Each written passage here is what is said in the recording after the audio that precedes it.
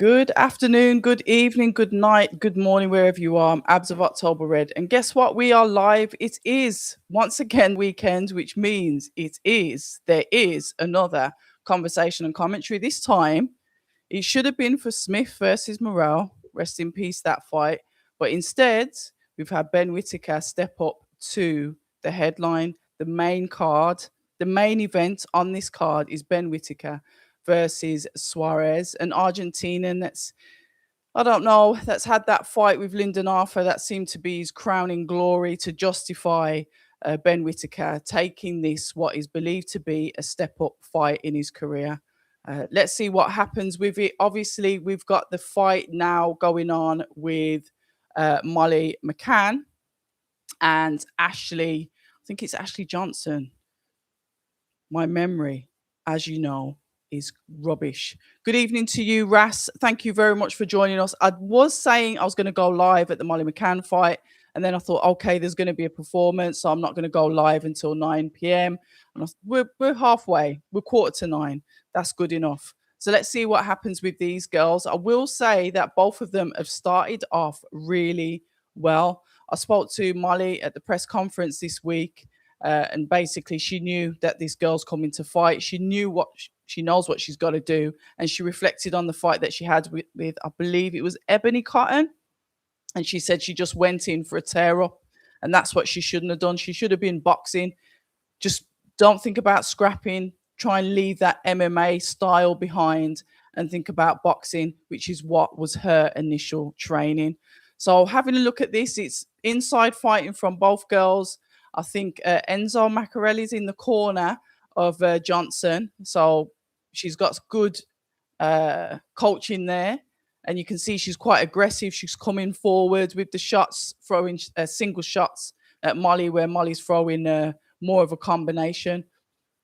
But definitely boxing more than she has done in the past. So an entertaining fight. She's happy that she's on the co-main as well, and she's definitely brought out a lot of fans saying that Molly is on the ropes, backed up by Johnson there. But the good thing about McCann is she's going to have that mixed martial arts experience where the clinch, all that close range stuff is going to come second hand to her. So yeah, good stuff. So we're in round number 2 of 8.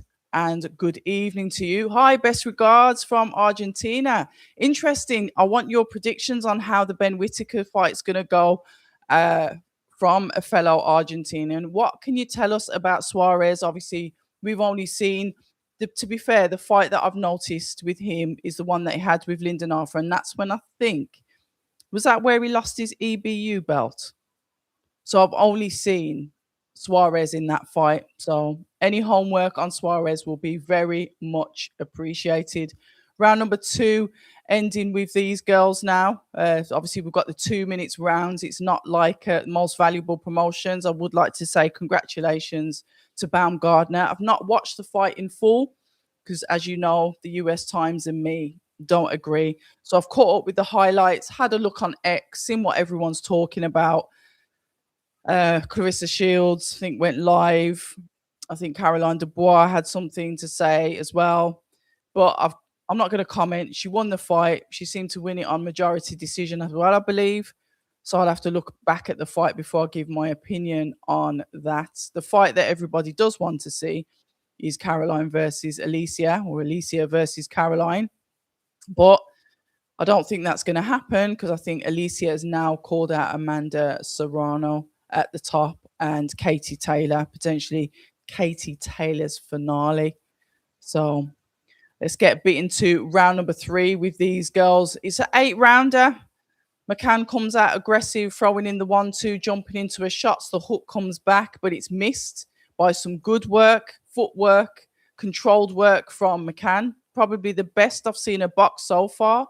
Aggressive, but definitely using her footwork and able to move around the ring and potentially miss the shots that are coming back in from Johnson. She got her with a lovely hook there that just wobbled the head of Johnson.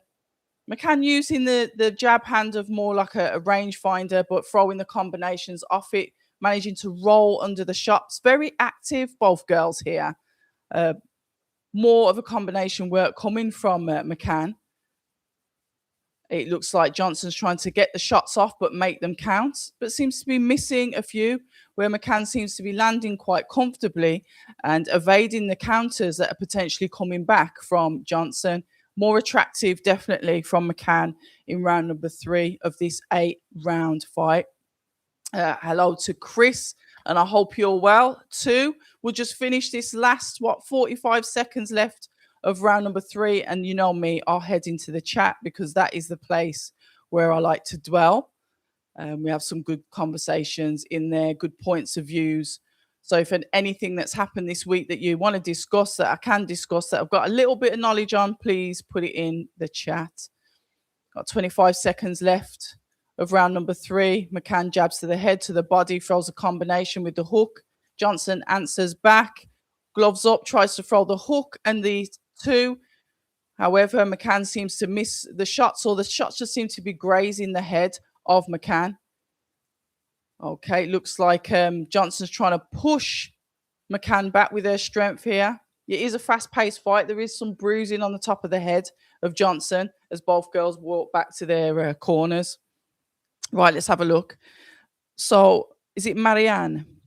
I see a lot of potence for Suarez, but I think Whitaker is more technical and untouchable. Only KO for the Argentinian winner. Okay, cool. I appreciate that. I just want to say as well, a quick thank you to you guys for the comments that you have left on the conversations that I've had. I think most the pertinent ones were with Frank Smith and Eddie Hearn. It seems to be a little bit of a matchroom week this week. Some good conversations. Obviously, Frank Smith started it off well. If you think that 15 million is just for one fight, then that's just not real. And then obviously we got the announcement that Conor Benn has signed a 2.5-year fight deal for 5 fights with Zoffa. He's doing an amazing media tour in the States. Can't knock that whatsoever. I do like the promotion that they're doing with him. I think it's great for him, great for his brand. Okay, the results are in the pudding for the fight, but I do think the promotional work that they're doing with Conor Benn is exceptional. I do like it. But I did used to like watching some of the UFC kind of documentaries that they did around the fighters. So I see where they're going with it, and I think it will probably work for building his profile in the States. Like you said, it's the fights that are going to count. How many of these 5 fights, is he going to win? Who is he actually going to fight? I believe that he's called out Ryan Garcia, and we'll just have to see how that goes. McCann coming in there with some aggressive hooks, but Johnson's answering back with her own, and she's starting to land now. The more accurate, so hook to the head, hook to the body from McCann as she leans to that signature left. But however, Johnson's doing the same thing. She's answering what McCann's throwing at her, and seems to be landing with a little bit more confidence and range. The backhand comes in from McCann. Johnson throws her on 1-2, the 1 to the body to start off with, 2 to the body. The counter comes back in a lovely hook from McCann as she throws in the uppercuts. Nice work there from McCann. Nice combination with the uppercuts and the hooks to the body. But McCann also almost mirrors her and starts to throw the same shots back. Little bit of a cheeky shoulder barge there from McCann. Yeah, you can see that there's a couple of MMA stuff that she's just not going to get rid of. Also with the the shoulder barge as well. But nice combination work. Output, both girls' output is extremely good. I'd say McCann's the quicker on the defense. It looks like there's some swelling on the face of the Welsh fighter Johnson as McCann unloads once again with the uppercut, the backhand. And yeah, the counters are coming back from Johnson, but not as quick as they should be. So I think I'd say that McCann is outworking her. Please feel free to put your comments, your thoughts in the comments. Let's have a look. Chris, I did a watch along for Colin's card yesterday. Enjoyed the main event. Gilly and Barney Smith were flawless with their performances.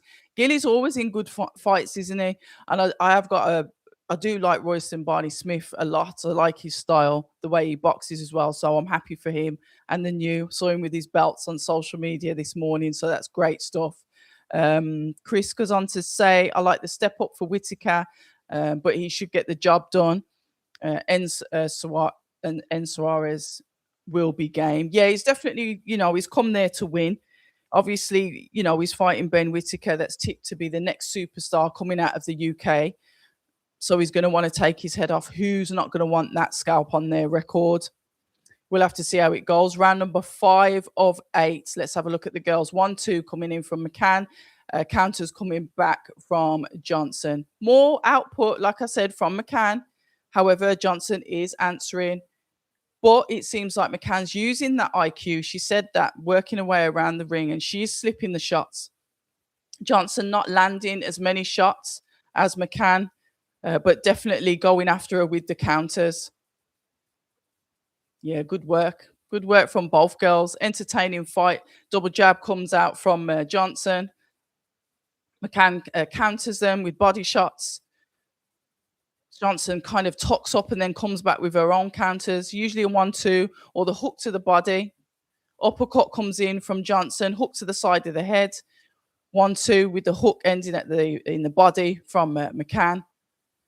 Johnson leans forward and throws a couple of shots, but McCann's able to evade them. Good IQ there, rolling under the shot, slipping, uppercuts. What an absolutely fabulous fight with these two girls. The hooks that are coming in from McCann are absolutely priceless. Going to the body as well. It looks like she's getting a little bit tired here, Johnson, on her feet. I think McCann can smell blood. Let's see what she's going to do here. Don't give her any time off, because I do believe that she may be a little bit tired. 1-2, the body shots coming in once again from McCann. Johnson throws back her own 1-2. McCann answers. It's literally counter for counter. 1-2 going through the guard, moving, missing the shots herself as Johnson manages to get out of the way. McCann slips under the shot there, throws her own uppercut. The jab, the backhand, the counters coming in from Johnson, the 1-2. The jab, 1-2 from McCann. Sorry, from Johnson, and ending on a body shot. Yeah, good work from these girls. Yeah, I think it's good evening, Joe. Good evening. I think it's quite interesting to see this fight with Whitaker. I am expecting Whitaker, to be fair, to get him out of there. I'm not expecting difficulty as such, but you know how it goes. Sometimes you can think that it's going to happen a certain way and then it doesn't. So we'll have to see what happens. But Suarez, definitely game. So, eventful week for boxing. I also went to the Usyk versus Hovven press conference. That was interesting. I like the way that Usyk opened up what he said, and he was basically, listen, he sort of like addressed the fans straight away. Leave me alone. I've done all of this work. I've had all of these hard fights. I'm just let me do what I want to do for once. Just let me have this fight. Not saying that he was dismissive of Verhoeven, but he understands that people aren't really going to take this serious because Verhoeven has only had one professional boxing bout, and obviously has come from a kickboxing background. So Usyk appreciates that. Like I said, not necessarily overlooking him, but understanding the class and the pedigree that he comes from is not necessarily on par with a Verhoeven. So Verhoeven was confident. The only thing that I questioned him on, that I was sort of like, you probably need to learn a little bit of a lesson. He was going on about his size. He was going on about the weight difference. And I questioned him, basically saying that's the same mistake that Anthony Joshua made, where he's the bigger guy. He thought he could beat the smaller guy. So it doesn't necessarily work like that with Usyk. You've got to have something else. What is it? You mentioned angles. Explain that to me. So it's a quick conversation, but it is available on the YouTube channel if you want to hear what he said, and saying that Johnson just landed a nice hook on the side of McCann's head that just caused her to go backwards just a little bit. Nice hooks once again coming in from McCann, who's using the ring really well. But Johnson definitely came out aggressive in this one. These 2-minute rounds fly by so quickly. Girls are in the clinch, but it's definitely an active, high-paced fight from both girls. Extremely fit. We are ending round number 6 of 8. Nice hook to finish the combination. uppercuts, and this is the work coming in from McCann. An overhand comes in from Johnson, but McCann's able to slip under it, slipping under it once again. The guard's up as Johnson tries to do the same thing, but catching Johnson with the uppercut and the hook, Johnson comes back with her own shots. Yeah, good high-paced bout. So yeah, we'll see what happens with that, and that is on the Pyramids of Giza card. That's coming up shortly. Uh, then obviously we've got Don't Blink, courtesy of Queensbury, up in Manchester. I'll be going, all being well, I should be ringside for that event, and obviously I'll get some content for you during the week because I'll attend the press conference, and we'll see what content we can get on fight night. But there won't be a watch along for that. Obviously, this week coming, we've got Lawrence Okoli versus Tony Yoka. I'm not sure if I'm doing a watch along for that yet, but I think I should. I'm interested to see how this fight will go. I am kind of swaying towards Lawrence Okoli.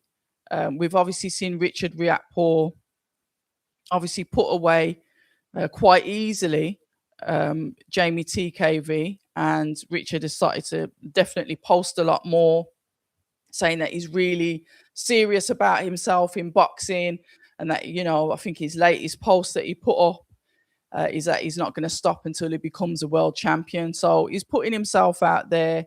He's doing the promo. He's going to get people talking about him. And one of the things that obviously I wanted to speak to Frank about, McCann's just pushed the ref out the way, told him to not to get involved, and the ref's just smirked. One of the fights that I've always advocated for, a lifelong fight from cruiserweight, is the fight between Lawrence Okoli and Richard Riakporhe. However, Lawrence Okoli is very high up in the rankings. I understand that he's got world, ambitions. He wants that fight with Ajit Kabayel. Does he feel that Richard's worthy enough to get in the ring with, as Richard is, the British champion? I think potentially they could meet, but I think there will be friction for them to fight. And I don't necessarily think that's from Riakporhe's side, because I think he just wants to fight everybody at the moment. But we'll see what happens with that. So potentially a watch along for Okoli versus Yoka, but it just will be for that main event. It won't be for the whole of the card. These two girls definitely still going at it. I've kind of took my eye off the ball now, so please feel free to put the scores in the comments of what you think it is. I will once again say as well, for the past few weeks, I've been doing a few watch-alongs. You guys have been absolutely fabulous. Even last week, when there was so much on, I still managed to get a lovely audience. I think it was like 1,400 of you in here at once. So we still did particularly good, considering it was a really, really busy week. Obviously, we had last week as well the shenanigans with Anthony Joshua and Tyson Fury. Tyson Fury calling Anthony Joshua out, and the fact that, Anthony Joshua just sat there ringside and said, I'm not jumping in the ring. I spoke to Eddie Hearn about that, Eddie was saying if it was down to him, he would have got Anthony Joshua in the ring, but how it worked out was fine. He said Netflix, and everyone was like putting the pressure on. Yeah, he's going to get in the ring. He's going to do this. But the fight isn't yet signed. Like, it's not, the deal's not completed. It might be one side, but there's still things to go through. And even though we're fans and we want to see it, it's been going on for 10 years, and there's been lots of unnecessary delays, which you can't park in the court of Anthony Joshua. You've got to remember there's potentially what platform it's going to go on. Joshua's already been loaned out to Netflix to fight Jake Paul. Is that same thing going to happen again with this card? And I'll potentially say, yes, it's potentially going to be on Netflix again. So there's all that to go through. It's not just straightforward. They're both divas in the sport, and quite rightly so. So I can't imagine it being a straightforward contract that you can just look over in a few hours and say, yeah, that's perfect. I reckon there's going to be a lot of to-ing and fro-ing between these guys before anything's done. And in that time, it's suggested that Anthony Joshua is going to potentially have a warm-up fight, which is with Deontay Wilder, which, yeah, that's fine. Why not? Is Deontay Wilder a warm up from the performance with Derek Chisora? Potentially, you could say yes, but it's heavyweight boxing. You just don't know, do you?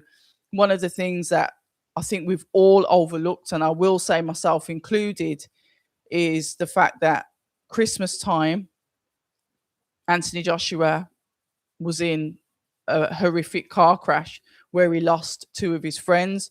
Something that I've not really covered on the channel because I think people will do things to get the numbers and the views, but they don't really give a toss. So it was not something that I covered. But should he be fighting? Like, should he even be fighting? Should he be having some time off? Is it wrong of them to even say, fight me now? Why should you have a warm up? Yeah, it is actually.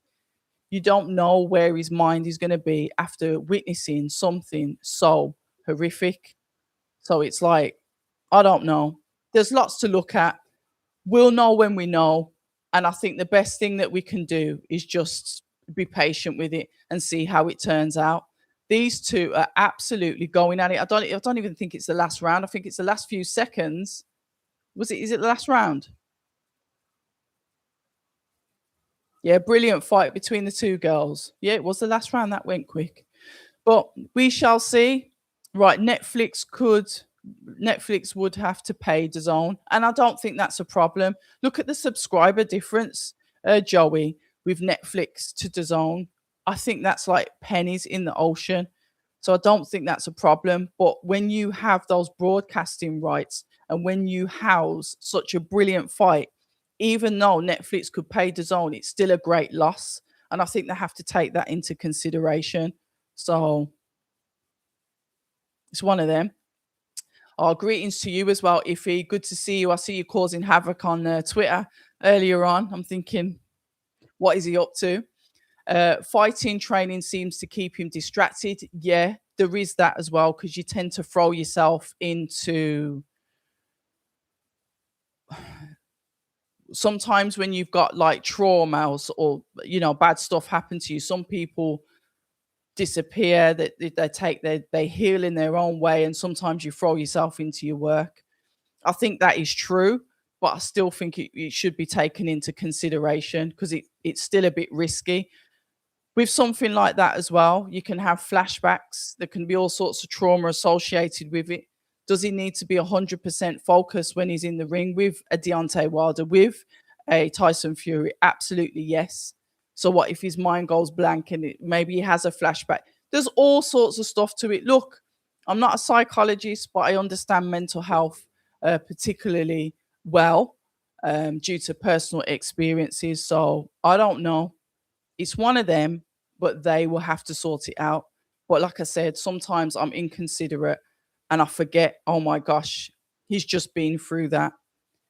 You know, mothers have lost their sons, family members, all of it is not nice. And where they're getting ready to pick at his flesh. Oh, why don't you just get in the ring with Fury? Why though? Why? Why should he?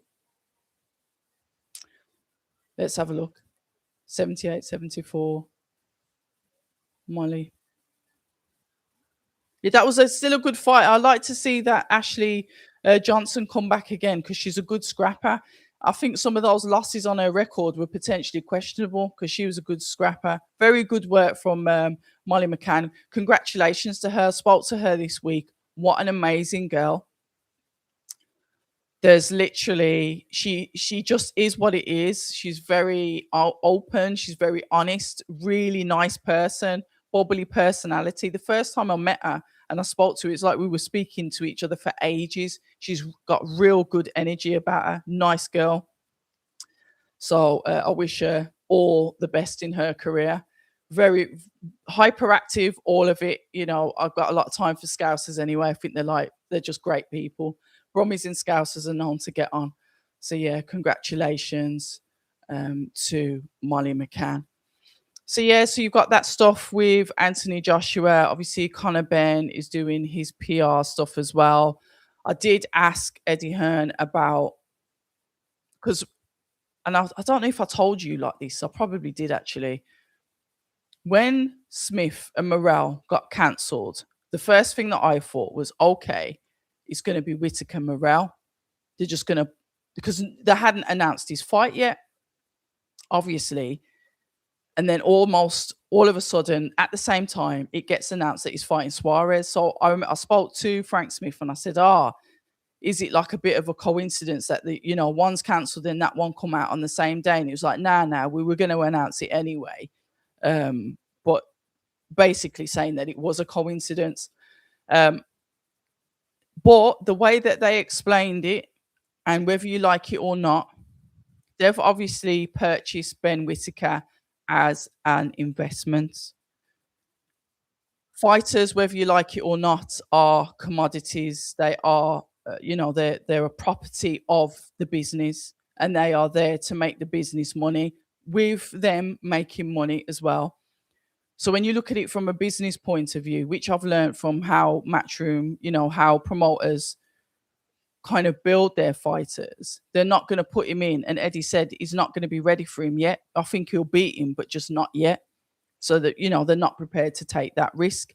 And to be fair, even if they did take that risk, it would have been crazy short notice. And that's one of the things that went over my head. If he's training, he's going to need a full camp. They're both going to need a full camp for each other, albeit they're in camp. And like you said, they should be able to do that for anybody. When you start to step up the levels, it is in your best interest as a fighter, as a business, as an entrepreneur, to train for who you are fighting. So I get it.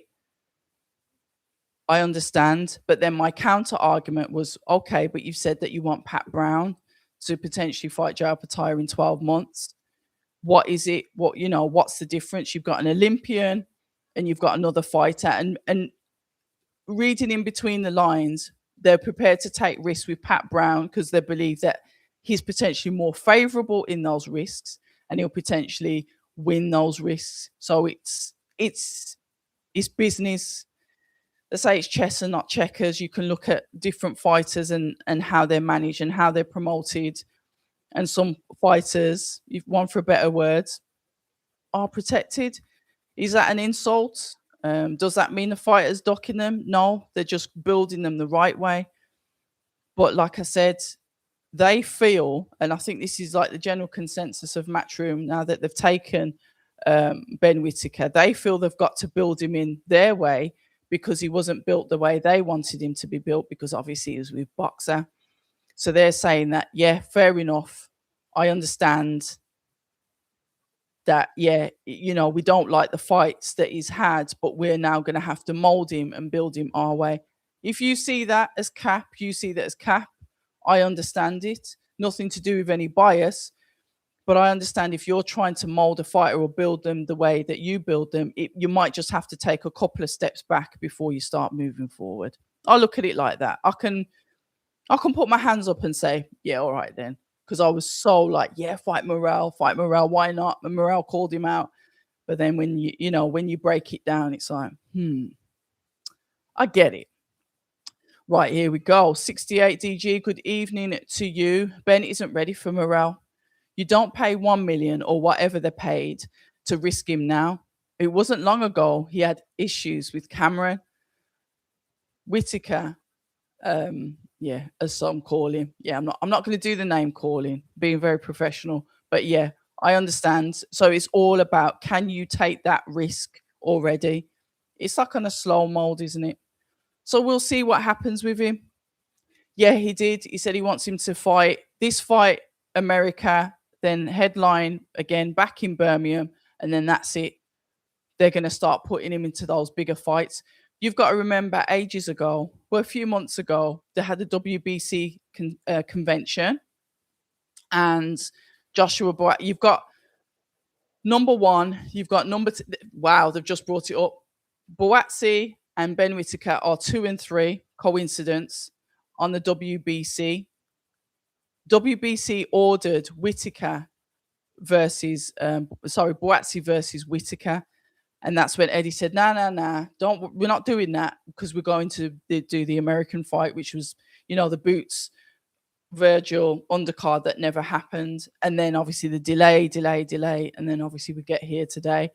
Yes, I do believe as a silver medalist, Ben Whittaker should be fighting the Willie Hutchinson, the Joshua Buatsi, all of he should be fighting those guys as a silver Olympic medalist. He's high pedigree, very high pedigree. When Galal Yafai turned pro, all right, he's a smaller weight, gold medalist. His first fight was a 10 rounder because I remember I was there for the press conference in East London, Canary Wharf. Can't remember the name of the hotel, and he had a 10 rounder for the WBC silver as his first fight. And one of the things that Eddie was saying, this guy's an Olympian. We're going to do it this way. We're going to match him hard, etc., etc. So, yep, Ben is number 3. It's Beterbiev, Boatsi, Ben, and I can't remember who's after that. And this is the WBC ranking. When he boxed on that Gavazi on the Birmingham card, I think that's when he was given that number 2 spot. So Chris is saying, I actually think Morrell beats Callum Smith. Well, we're not going to find that out now because what are the chances of that being rearranged now? Who knows? Chris says, yeah, I like this one. Whitaker Hutchinson on a 5v5 with Fury AJ headlining at Wembley. Run it. You know what other suggestion? And I did tweet it, but I don't know if you're on X. But I just said by Chris. I like the Riakporhe Adelaide fight very, very much. I know Adelaide's already had the British, so his argument is I've won that, I've vacated it, I've moved on. But I like that fight very, very much. Both punchers, and I think that would make for a really good fight. So that one I definitely put on X. And if I do get to speak to Frank Warren, there are fights with his fighters that I'm going to ask him about, and that one's definitely one of them. But as we know, we've got Richard Riakporhe that's with Boxer with BBC.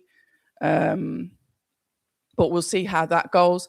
Oi, I wanted to ask you guys as well. I'm sure, allegedly, don't quote me on it, the BBC said they're having to cut a lot of money from their budget. I need to find the article. I should have had that article so I could have read it to you. Potential cuts with BBC. Will that affect boxing? What will happen there? Has Ben Shalom announced his new or potential another broadcaster? I know he's got DAZN for certain fights, but not all. We do know that DAZN has joined in with TNT. Could that be a possibility? Yeah, have a look. I'm sure there's going to be cuts made to BBC where they said they've got to make a certain amount of saving. So will that affect boxing? Obviously, if I could have spoken to Shalom, I would have asked him that myself, but I haven't got the article to hand. Let's have a look. So if he said, I've seen that Cameron fight with Whitaker, and I don't get how people never mention how Cameron literally leaned on him in a way that led to the fall. I thought he got dragged out I thought he got pushed. I thought Ben got pushed out of the ring as well, to be fair, when I watched that. James Wood, full props, October Red, just watch your McCann interview. It's mad how you don't get more views on your vids. One of your best interviewers. Well, thank you very much. YouTube's a bit like that sometimes, and thank you very much for that, James. I appreciate it. When I spoke to Molly, she's just so honest, and it's like the camera's not there and she's just saying what she thinks. And to me, that's like the perfect person to speak to, because it's like, yeah, she was very honest. That same arena that she's had that fight in, like she said, she's walking back into potential demons, because that's where she used the word finished.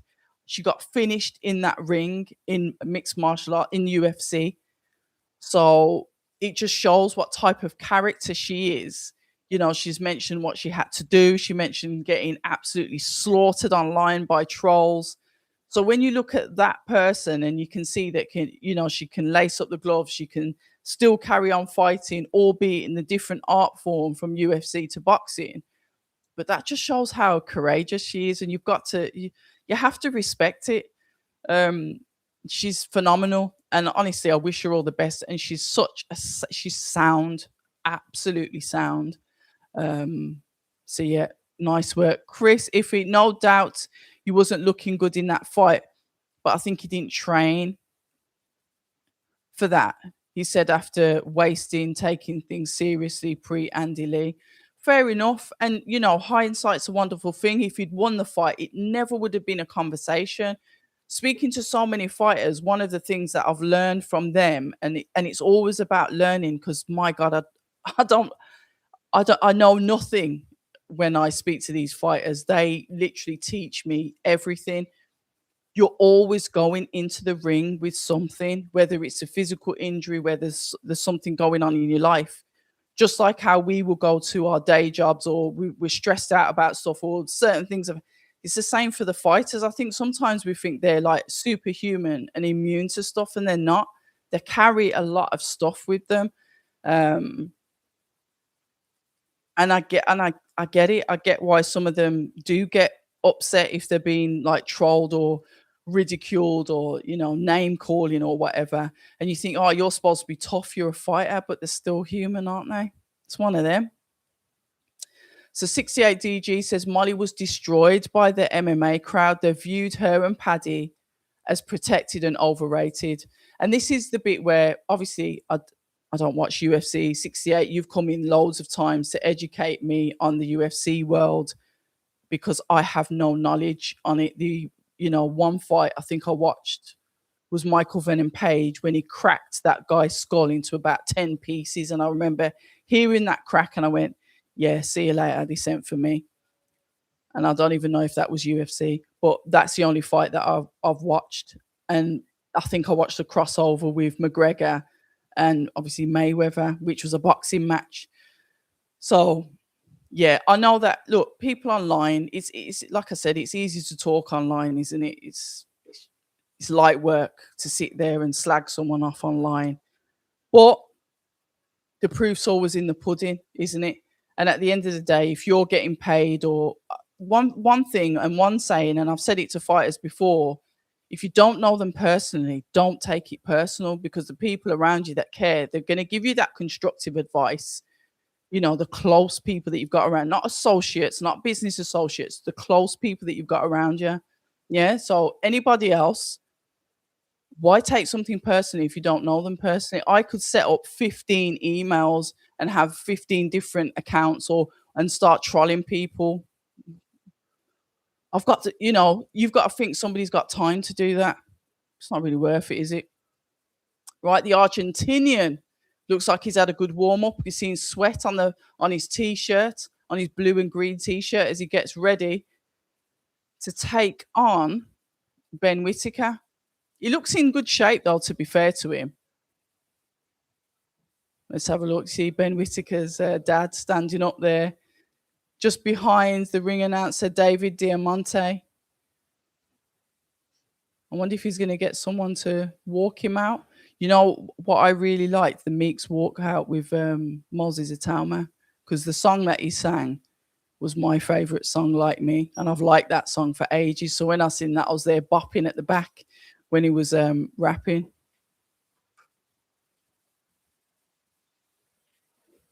Nice outfit. I see that he's done in the red. You can never go wrong with red. Such a powerful colour. He always has like the skull and bones in his outfits, which I do admire as well. He's done that before. He's done it with the black. He's done it with the silver. And now he's done in Montrex, is it? With the red and white. You can never go wrong with those colours, the power colours. Ben Whitaker, I think he's from, is it Darlaston? Training with Andy Lee. I did get to speak to Andy Lee, just asking him on how Joseph Parker is, because another fighter that I get on with extremely well, asking him about Shiraz, Paddy Donovan. Nothing on camera, mind, just a casual conversation at this press conference. Didn't speak to Ben Whitaker. I think he did a scrum and maybe he did a couple of channels. He probably does need to do more media, I'd say. But it's entirely up to him. Maybe he wants to block out the noise. I think he got a hell of a lot of criticism after the Cameron fight. We saw how upset he was in the press conference after he got the dub the second time he had it, because that pressure's there. People, like I said, there's this bravado, there's this, you can't touch me. But at the end of the day, everyone is human. I can't hear who's walking him out, but I do like the outfit a lot. I love a red. It's his last 5 fights. We shall see how he gets on with this. I I wish I'd probably watched more of Suarez's fights. I only watched the Lyndon Arthur one, but Lyndon Arthur at that time wasn't the best Lyndon Arthur. Lyndon Arthur was good, then like went through a dodgy patch and then got better again. So I think this Lyndon Arthur that we got now would have done a better job. Would have probably got the dub when it comes to Suarez. Suarez record isn't that impressive, if I'm honest, but it's always still a risk. How's he going to? Oh, them tassels aren't on his gloves, because that's going to cause havoc. Hopefully, those tassels are just on um, his outfit. Very nice outfit that is. I wonder if it's real leather or is it just PVC. Nice design. I need to see what he's wearing on his feet. Right, let's have a look. 68 says, I wasn't a fan of Whitaker until he did an interview showing his struggles outside the ring. I support him now. I hope he tones down the playing and gets straight down to business. Let's go. I think, yeah, he's a normal guy, but I guess like you just see one side of that, you know? He's got to make his fighting talk. There is a lot of pressure on him.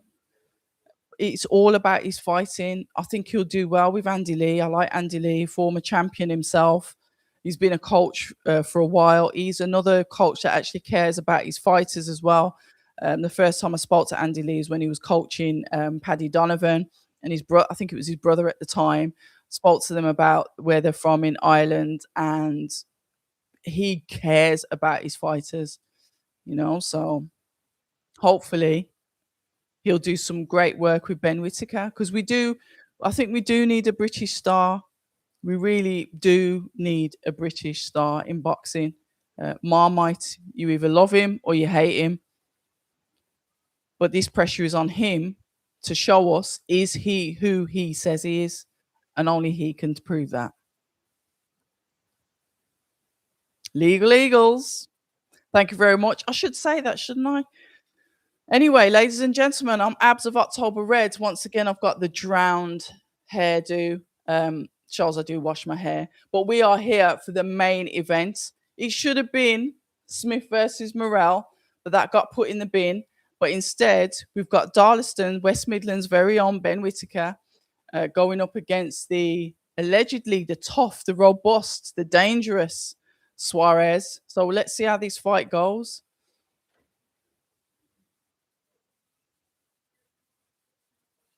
Red corner. What's his score? Oh, he's only had 4 defeats. That's not bad. They were making it out like he's had loads. 21, 21 wins and 4 defeats. And weren't 21 of those 21 or 20 of those 21 knockouts? Argentinians are known for being tough. Have they matched this right? Have they caught him at the right time? So welcome to all of you. Whitaker sitting on the ropes. Oh, he's got red shoes on as well. I like those. They could have made the red match a little bit more, because that looks like a darker red and a more of a paintant. It would have been nice if they had the leather look on the boots as well. But that outfit's cold. Oh, he's fighting out of West Brom now. Okay, fair enough. I thought it was Darlaston. WBC silver. WBC silver light heavyweight champion. He's got to step up.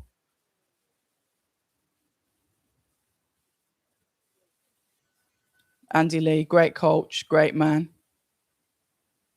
Got a lot of time for the Irish as well, actually. Very friendly people.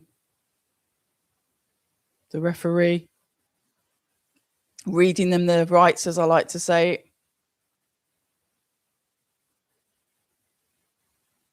All right, bit of a Argentinian there from the ref. Here we go. It's main event time. I wonder how this is going to go. Well, everyone stepped out the ring now, just the three in there. Whitaker, Suarez, and the referee. Seconds out, round one. Jab straight away from Whitaker. First to start, jab once again. 1-2, once again. Suarez tries to come back. Whitaker just keeps that lead arm out so he can't really touch him.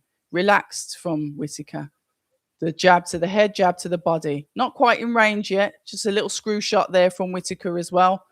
Suarez tries to put the shot into the body as he tucks up. The jab once again from Whitaker. Jab, jab, overhand. He just moves around to the left as he does that hop on his feet. Some people call that showboating, but I've seen him just do it normally. Keeping that guard, left that right hand close to his chin as he throws the 1-2. Nice sharp guard, just under his chin, just nicely under there. Quick to fire out, but quick to be able to turn that in for any defense if any counters come back in from Suarez. Nice lateral movement as well from Whitaker, not just going in one particular direction. Suarez looking to launch into Whitaker. 1-2. The hook comes in, but just misses. Whitaker, nice quick reflexes as he throws in his own hook that goes in behind the guard. Just tapping out the jab there from Whitaker.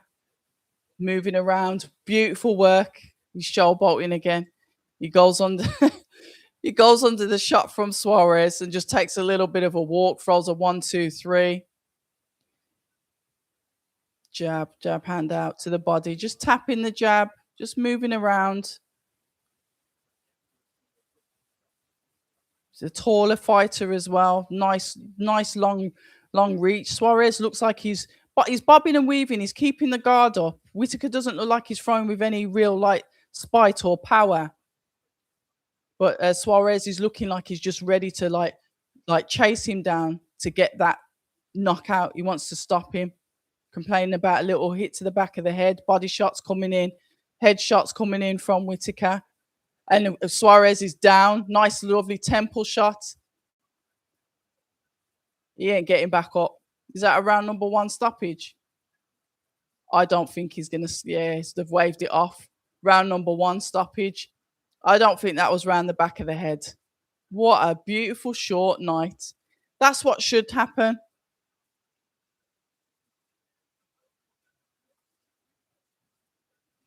Yeah, you got it. Round one stoppage. I think that was on the temple. He was complaining about the back of the head. Let's have a look at the replay. Let's see who he fights. His next fight should be. He goes to check. He's complaining that he got hit at the back of the head. But I didn't see that. He looked like a temple shot right there. Replay it, man. He's moaning, looking at the doctor. Round one, stoppage. Let's have a look. That's a temple. Temple. That wasn't at the back of the head. That was there. That's not the back of the head. That's cap. It was a legal shot. Side of the head. It wasn't at the back. Watch. Whack. Just like skit, like there. You got stoppage. Fair and square. Fair and square. Right, let's have a look at the chat. Red Grounding Energy. That's from, is it Reiki Lee? I like that name. Grounding Energy. I've usually been described as hyperactive. I like that. Nice to hear the fashion review. I like watching boxing with the girls. Yeah, I like listen, clothes are always going to be like the number one thing for me. And I do like to see nice ring outfits. Yeah, that's all she wrote. Nice round one stoppage. Done deal from Joseph. Over before I could even load up the S. Yeah, you didn't need to load it up. You live to fight another day. Iffy. Some of these journeymen like to lie because of pride. Yeah, Uno Reverse 11 says not a single 50-50 fight. I didn't think this one would be 50-50, and I knew Ben should have got him out of there. I didn't think it'd be that quick because they were heavily relying on that Lyndon Arthur fight when Lyndon Arthur wasn't really that good in that fight, and I'm sure he'll tell you himself. But yeah, round one stoppage. You've still got to give him credit for that. Let's have a look. Skyliner, good evening to you. All the people that complain about Whitaker are miserable eye. On the other hand, love the height, the drama, the showboating, the excitement. And this is what boxing needs. And I concur with that. It's like you in British boxing, you're damned if you do, you're damned if you don't. But whatever he does, Skyliner, people are going to be coming out to either see him win, see the showboating, see the drama, or they're going to be coming out to see him get clapped up, whatever it is. So he's going to get people's eyes on him, and that's where his commercial value comes in. And I'm now starting to sound like Eddie Hearn, Frank Smith, and Matchroom, because that's what it's all about, isn't it? It's that commercial value. Commercial value, eyes, numbers equates to dough. So Django, good evening to you. Right, if he said, I thought it would go at least 2 rounds. The ring walk was longer than the fight. I thought it was probably going to go about 3 or 4, but fair play to him. Got him out of there nice and early. So what does that mean for us, ladies and gentlemen? It's a nice and early night. I'm just trying to think. Have I recapped on everything? Thank you to all of you that have tuned in. It is a quick one because, like I said, we lost the main events, an event that maybe won't come back again. Who knows? There's going to be more people that are going to be wanting Ben Whitaker now. His stock's going to go up. I'd like to see who they put him in with next. Maybe somebody like Willie Hutchinson would be good because he's got very good boxing IQ as well. But I don't know. We'll have to see. I'm just trying to think any like other light heavyweights that they might try and put him in there with. They could match him up against. I don't know what Dan Aziz is doing. I don't know what maybe Craig Richards, to be fair. Who knows? Matchroom fighter as well. Who knows? Louis Edmondson. Yep. Craig Richards. I just said Philip. Yep. Spot on.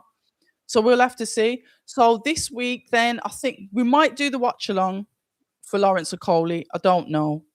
I think we've got a week off after that. Week after that, we're in Manchester. There's always some kind of press conference. There's always something going on in boxing anyway. I will let you guys know what I'm doing. Probably the updates, not necessarily on YouTube, but they're usually on Twitter, October Red, or Instagram by October Red. So you can find me that way. Listen, I'm enjoying it early Saturday night. I'm going to say adios, but thank you to all of you that tuned in this evening. Enjoy your weekend. Take care of yourselves. And until the next time, stay ready.